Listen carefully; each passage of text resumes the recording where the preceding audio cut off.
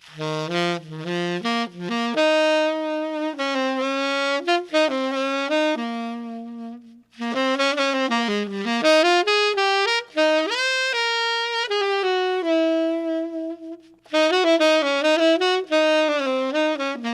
could say that the listener is vulnerable to what I want to communicate. Music can be insurgent. I can bypass your brain, go straight into your heart. I got discovered doing something really well, and that's not to say I was perfect at it, but I was working really hard at it. And this is where the nerdy part comes in. I spend a lot of time on what we call long tones. Every single successful person is a nerd to some degree.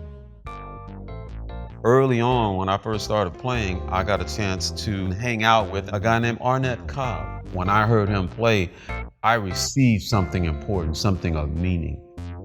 When I played for him, I just played my best licks, the stuff that I thought was really impressive. He stopped me and he said, "Okay, Brian, you are playing a lot of notes, but you ain't saying a damn thing." Okay, that hurt. But it was the best thing that could have happened because it made me dig deeper. The voice of your instrument is meant to communicate what's deep inside you. I'm playing what matters to me.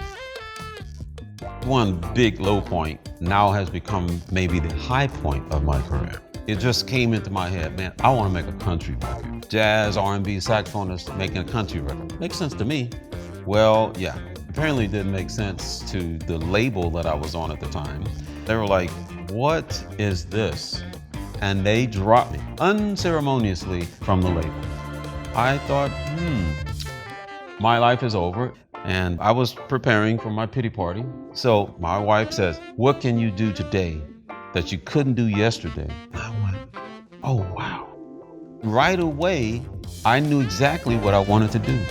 Gospel according to jazz. I just did it because I knew this is something I wanted to do. It became the thing that garnered me a Grammy Award. Fast forward, I'm going back to South Africa again to perform, and somebody says to me, "Hey, listen, why don't you ever play anything from In This Life?" I'm like, did somebody just mention that album that got me dropped?